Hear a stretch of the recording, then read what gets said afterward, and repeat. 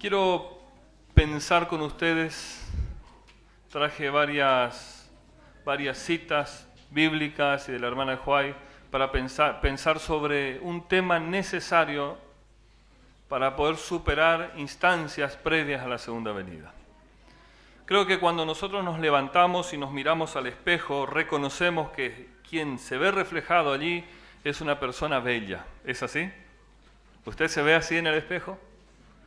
Si no se ve así, lávese un poco los ojos, porque lo que hay ahí enfrente es una persona que no solamente es bella, sino que usted le tiene que decir: estás preparándote para ir al reino de los cielos.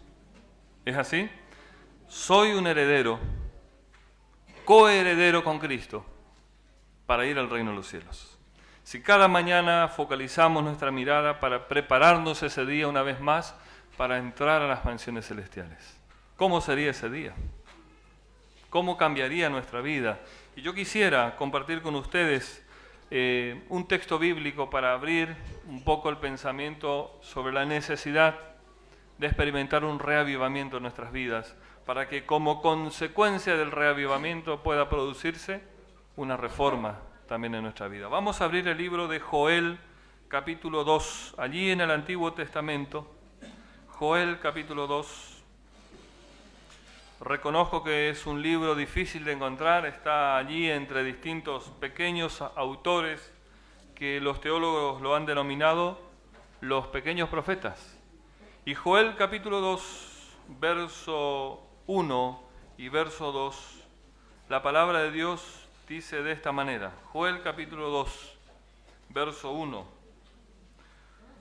Tocad trompeta, ¿dónde dice? Tocad trompeta en Sión. ¿Sí? Allí vamos a poner la placa para aquellos que no tienen la Biblia a mano. Tocad trompeta en Sión y pregonad en mi santo monte. Tiemblen todos los moradores de la tierra, porque viene el día del Señor. ¿Qué es el día del Señor? Su segunda venida. Porque está cercano, dice Joel, día de tinieblas y de oscuridad, día de nube y de sombra, que sobre los montes se derrama como el alma. ¿Dónde debe sonar la trompeta? En Sión. ¿Dónde está Sión? También lo identifica como Santo Monte, ¿no es cierto? ¿Quién es Sión hoy? ¿Quién es el paralelo a Sión? La Iglesia Adventista del Séptimo Día. Nosotros necesitamos también recibir, según Joel, un mensaje. En otras palabras, tocar trompeta en Sión es tocar un mensaje de alarma, como fue la trompeta, para nosotros internamente. ¿Queremos ir al cielo? Sí, necesitamos escuchar esta trompeta. Necesitamos ser advertidos de algunos peligros. En otras palabras, el mensaje invita a tocar la trompeta en la iglesia, aquí en la iglesia de Posada, centro. En otras palabras, dice la hermana Huay, en vista de los tremendos acontecimientos que estarían por ocurrir en el día del Señor, en el día de Jehová, la iglesia debe ser despertada por una voz de alarma. Y el pueblo debía ser llamado a lograr una conversión, ¿cómo dice? Auténtica, profunda y de todo corazón. Si eso no se logra en nuestra vida individual, por más que yo me mire al espejo y diga, tú estás preparado para ir a la vida eterna, pero en la práctica no me estoy preparando para entrar a las mansiones celestiales. Es por eso que el mensaje tiene cierto sabor a alarma. No es un mensaje alarmista, pero es un mensaje que debe sonar y debe captar nuestra atención, porque todos queremos entrar en las mansiones celestiales. La hermana Juárez ya lo escribió ya unos cuantos años atrás, un reavivamiento de la verdadera piedad entre nosotros es la mayor y la más urgente de todas nuestras necesidades. Si hay que planificar algo, y es lo que tiene que ocupar el primer lugar en mi vida personal, es justamente un reavivamiento de la verdadera piedad. es la mayor necesidad. Buscar esto debe ser nuestro primer trabajo cada día. Levantarme, abrir los ojos, agradecer a Dios por lo que me dio, pero reavivar mi vida espiritual, tener un encuentro con el Señor, ver su rostro, que Él ilumine cuando me ve con su rostro, me ilumine mi vida. En otras palabras, también la sierva del Señor dice en Testimonios para la Iglesia, tomo 7, el pueblo de Dios no va a soportar la prueba a menos que haya un reavivamiento y una reforma. Nosotros, Iglesia Adventista, aquí en el centro de la ciudad, no vamos a soportar las pruebas que vendrán en el futuro si hoy no tenemos un reavivamiento en nuestras vidas. El Señor no admitirá en las mansiones que están preparando para los justos una sola alma que sea presuntuosa. Si quisiéramos definir un poco qué es reavivamiento, me parece que esta definición aquí engloba bastante bien y grafica de la mejor manera lo que es un reavivamiento espiritual. Es la renovación de mi vida. Tal vez estuve vivo, pero he ido languideciendo espiritualmente porque he dejado de beber de la palabra de Dios, lo he ido postergando por otras cosas, por otros compromisos. Pero ahora toca renovar la vida espiritual. Una vivificación de los poderes de la mente, del corazón, una resurrección de la muerte espiritual, resucitar espiritualmente, para ahora prepararme y estar de pie cuando Jesús venga a buscarnos. ¿Qué es la reforma? Tal vez una definición clara y concisa pueda ser esto, ¿no? La reforma significa una reorganización. Yo reformo mi casa, yo reorganizo dónde va a estar la sala, dónde va a estar la cocina, dónde va a estar la habitación principal, dónde va a estar... Hasta el perro en casa le cambio el lugar de la cucha. Es una reorganización. Del mismo modo, en mi vida debo reorganizar, debe haber un cambio en mis ideas, en mis teorías, en mis hábitos, en mis prácticas. Mi cardiólogo me invitó a hacer algunos cambios en mis hábitos y en mis prácticas, a tiempo. ¿Sí? Porque si no, él iba a tener que hacer algunos cambios con la cirugía aquí dentro. Pero es necesario que nosotros seamos conscientes de la necesidad de reavivar nuestras vidas y que ese reavivamiento y ese encuentro diario con Dios vaya produciendo en nosotros reformas. Mis ideas tienen que cambiar. A veces nos casamos con ideas. El Señor nos invita y nos trastoca nuestros pensamientos. Mis teorías, mis hábitos, que muchas veces son costumbres heredadas, tradiciones familiares, muchas de ellas deben ser modificadas, porque así van a cambiar también mis prácticas. Algunas características de la verdadera reforma. Sucede lo mismo que en la época pasada, el padre de toda mentira, Satanás, va a buscar y va a tratar de desorganizar el movimiento adventista. Va a buscar de distintas maneras de desalentarnos a nosotros de seguir siendo parte del pueblo de Dios. Y va a querer introducir en nosotros el espíritu de discordia y de revolución. Cuán oportuno fue la historia de la hermana aquí. Debemos evitar usar una de esas herramientas que el diablo colocó en nuestro poder, que es criticar al otro. La hermana White dice así, fíjense, ha llegado la hora de hacer una reforma completa. Cuando ella principee, cuando ella esté en primer lugar en mi vida, cuando ella sea una realidad en mi experiencia, el espíritu de oración animará a cada creyente y el espíritu de discordia y de revolución será desterrado de la iglesia.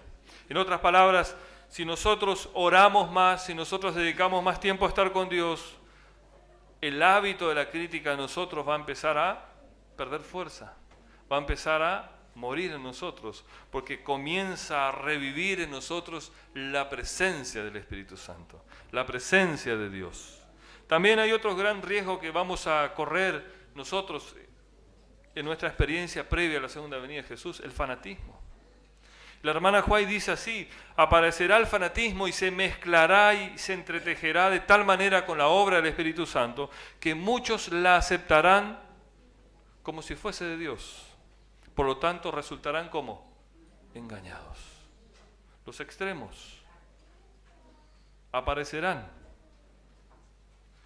Pero si nosotros mantenemos el foco en el reavivamiento espiritual, no seremos engañados. Cuando el poder de Dios testifica cuanto lo que es verdad, esa verdad ha de mantenerse para siempre. En otras palabras, Dios no cambia. Dios cuando habla una vez no muda. Él se mantiene estable. No se ha de dar cabida a una suposición posterior y mejorada de lo que Dios ha propuesto. Cuando el reavivamiento se produzca, tenemos que comprender que toda nueva idea que surja debe estar avalada, acompañada por la palabra de Dios. Van a venir gente con nueva luz, nuevos profetas como ya han aparecido en distintos puntos. Pero esa nueva luz tiene que estar 100% de acuerdo con la Biblia. No debe contradecir a ninguna verdad bíblica anteriormente ya establecida y tampoco debe creerse superior a otra persona. Algunas de las características de la verdadera reforma, del verdadero reavivamiento en nuestra vida. En primer lugar, siempre va a surgir el reavivamiento personal en tu vida y global como iglesia cuando surja desde un espíritu de oración. Hermanos, vamos a orar por esta situación. No es la ingeniería mental que va a resolver. No es la experiencia del pastor de turno o de los hermanos de junta quienes van a poder solucionar cosas. Es el Espíritu de Dios. Un espíritu de sincera conversión, de reconocer lo que está mal en mi vida y empezar a hacer cambio. Un espíritu de abnegación y de trabajo misionero. Un espíritu de alabanza a Dios y de acción de gracias a Él. La hermana Huay dice esto, ella vio en visión. Vi en visión de noche que pasó delante de mí un gran movimiento de reforma en el seno del pueblo de Dios. Un gran movimiento de reforma en la iglesia adventista del séptimo día. Muchos alababan a Dios. Los enfermos, ¿cómo eran? Sanados, y se escuchaban otros milagros. Se advertía un espíritu de adoración como lo hubo antes del gran día del Pentecostés. Veíase a centenares y miles de personas visitando a las familias y explicándoles la palabra de Dios. Hermanos, cuando el reavivamiento sea una realidad en nosotros, milagros de sanación va a ser una de las señales. ¿Cuánta necesidad entonces hoy tenemos de reavivarnos espiritualmente? Sigue diciendo ella en esta cita, los corazones eran convencidos por el poder del Espíritu Santo y se manifestaba un espíritu de sincera conversión. En todas partes las puertas se abrían de par en par para la proclamación de la verdad. El mundo parecía iluminado por las influencias divinas y los verdaderos y sinceros hijos de Dios recibían grandes bendiciones.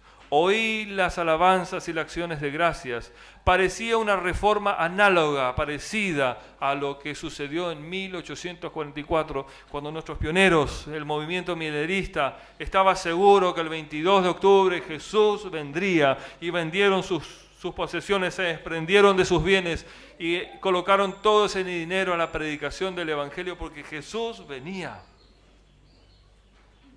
Esa misma experiencia vamos a tener.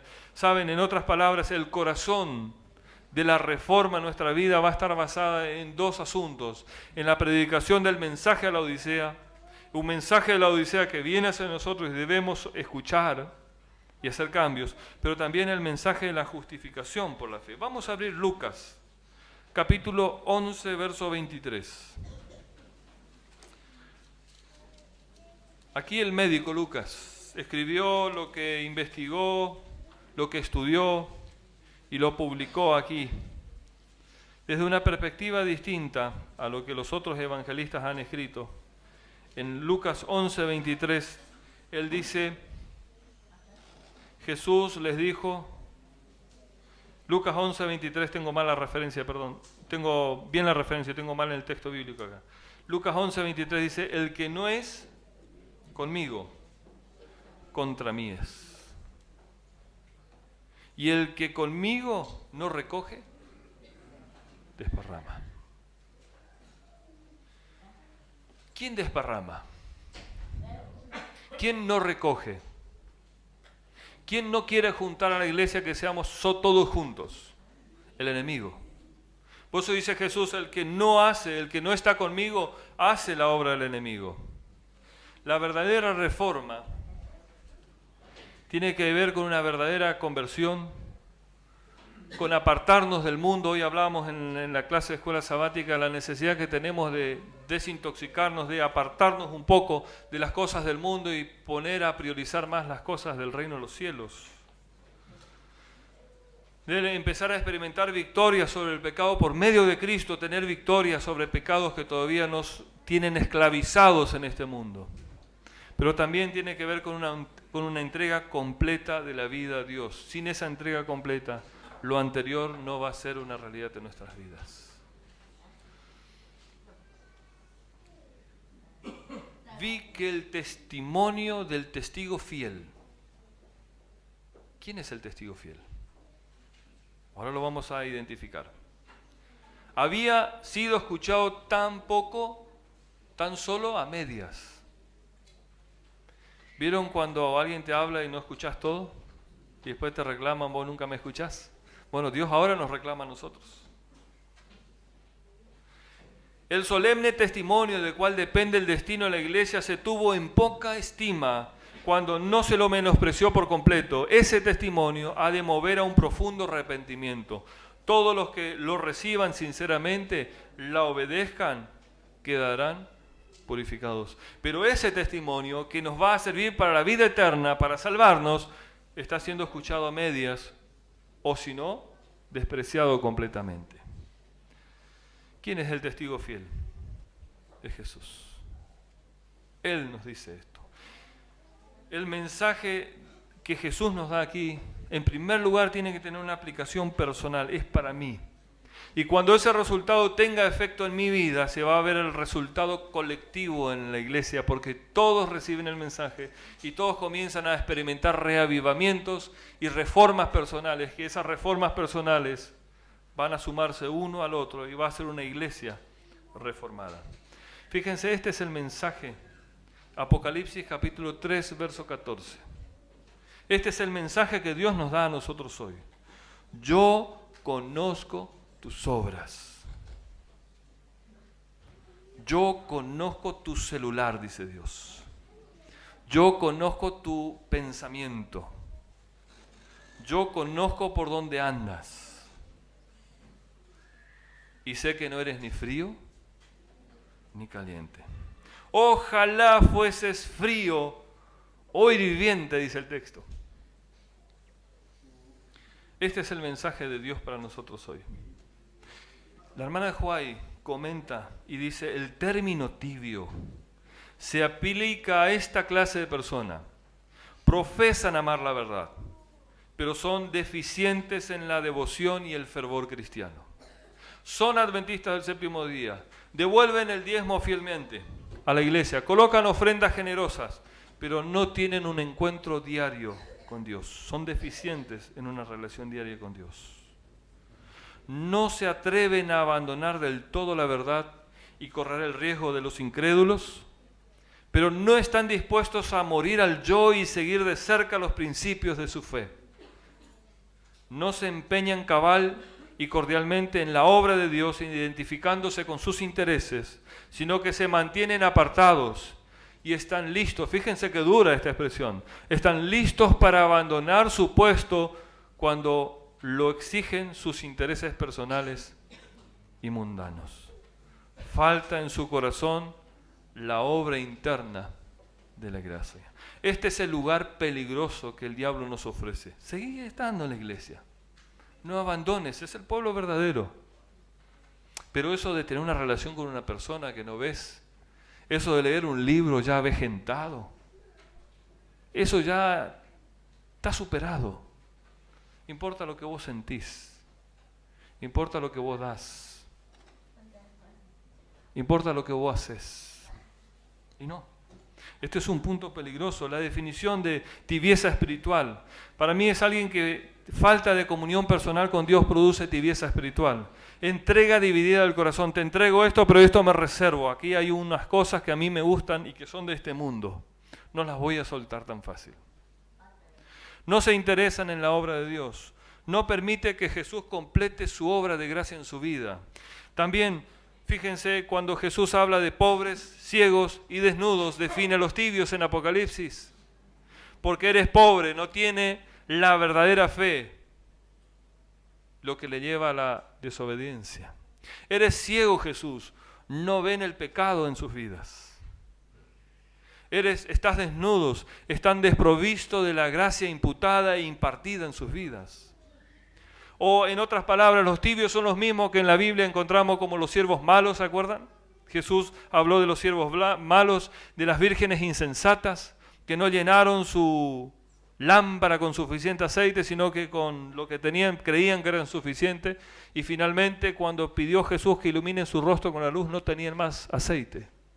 Y Jesús le dijo unas palabras muy duras: apartaos de mí, hacedores de maldad. Ser cristiano a medias, no entregar todo mi corazón a Dios, para Jesús en sus palabras es ser hacedor de maldad. Es el que enterró el talento, no lo usó, ese es un tibio. Los que no se interesaron en la necesidad del prójimo y pasaron, como veíamos en el repaso de la escuela sabática, un levita, un sacerdote. Son también los de Mateo 7 que dijeron: Señor, Señor, no echamos en tu nombre demonios, sanamos personas.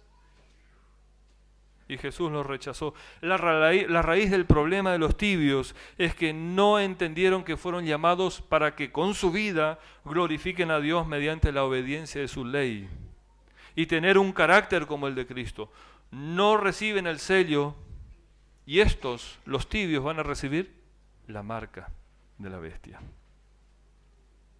¿Cuál es el resultado de la tibieza? Apocalipsis 3:16. Pero por cuanto eres tibio, no frío ni caliente. Es feo lo que sigue diciendo. Cuando rechaza el cuerpo algo, sería más aceptable para el Señor si los miembros tibios que profesan la religión nunca se hubiesen llamado cristianos de su nombre. Son un peso continuo para los que desean ser fieles seguidores de Jesús.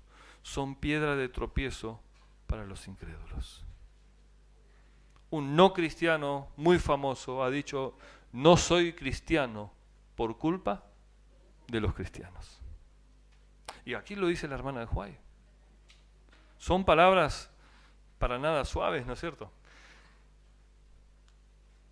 Apocalipsis 3:17, porque tú dices: yo soy rico y estoy enriquecido y no tengo necesidad de ninguna cosa, y no conoces que tú eres desventurado, miserable, pobre, ciego y desnudo. Qué mensaje duro, ¿no? Yo soy rico, no tengo necesidad de nada. Pero Dios le dice: ¿no te das cuenta? ¿Estás teniendo un problema en tu mente, en tu percepción espiritual? No ves la realidad. Decís que sos rico, pero realmente sos pobre. Andás desnudo. Estás en situación de miserable. Sos pobre, ciego, desnudo. Fíjense, la hermana Juárez dice: el mensaje a los laodicenses se aplica a los adventistas que han tenido gran luz y no han andado en ella. Conocen que hay cambios que hacer, pero no lo cambian. Los que han hecho gran profesión de fe, pero que no se han mantenido al mismo paso de su guía Jesús, son los que serán vomitados de su boca, a menos que se arrepientan. Este es el gran mensaje de gracia de esta mañana. Dios nos advierte del riesgo en que podemos estar, pero nos ofrece su perdón, nos ofrece el arrepentimiento. La infatuación es grave, porque nos coloca fuera del alcance de Dios. Es el pecado contra el Espíritu Santo. No nos vemos pecadores, no necesitamos de Dios. Es lamentable la condición del laodicense. Por eso necesita el arrepentimiento. El arrepentimiento se define por lo menos en estos tres conceptos: reconocer el pecado, tener dolor por él, sentirnos incómodos y deseo de abandonar el pecado. Dios nos va a ayudar a ser fuertes, porque Él va a producir en nosotros tanto el querer como el hacer. Pero tengo que reconocerme pecador, tengo que sentir dolor por el daño que estoy haciendo con el pecado y tengo que sentir deseos de abandonar, y Él va a producir en mí el querer como el hacer. Pero un corazón lleno de justicia propia, ¿De qué puede arrepentirse como en el texto este si soy rico? ¿Qué necesidad tengo?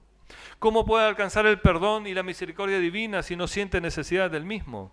¿Saben? Y quiero cerrar con esto. El remedio que Dios ofrece en Apocalipsis 3:18 es este. Yo te amonesto, tú que crees que eres rico pero eres pobre. Tú que crees que andas con ropa pero realmente andas mostrando tus vergüenzas caminando desnudo por las calles. Que eres miserable. Yo te amonesto que de mí compres oro afinado en fuego, para que seas hecho rico y seas vestido de vestiduras blancas, para que no se descubra la vergüenza de tu desnudez, y unge tus ojos con colirio para que veas. Dios nos da el oro para ser rico, Dios nos da las vestiduras de Cristo, de su gracia, para no andar desnudos, y Dios nos da el colirio del Espíritu Santo para poder ver realmente la condición en la que estamos. Quisiera cerrar con este último pensamiento. La hermana Huay dice, nadie diga, no puedo remediar mis defectos de carácter. Yo soy así. Mi mamá, mi papá, mis hermanos que vivieron conmigo no lograron cambiar mi carácter. Vos menos. ¿No? Escuchamos por ahí a veces esas declaraciones. Yo soy así, que me acepten como soy. Pero Elena White nos da una media vuelta de tuerca aquí también, nos dice, ¿no? Nadie diga no puedo remediar mis defectos de carácter. Si llegáis a esta conclusión, dejaréis ciertamente de obtener la vida eterna. Es peligroso. La imposibilidad reside en vuestra propia voluntad. Si no queréis, no podréis vencer. Ahora, la verdadera dificultad proviene de la corrupción de un corazón no santificado y de la falta de voluntad para someterse al gobierno de Dios.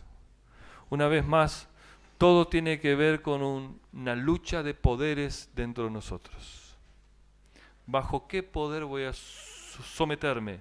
¿Bajo qué poder voy a hacerme siervo? ¿Bajo el poder del diablo y los deseos que pone en mi vida?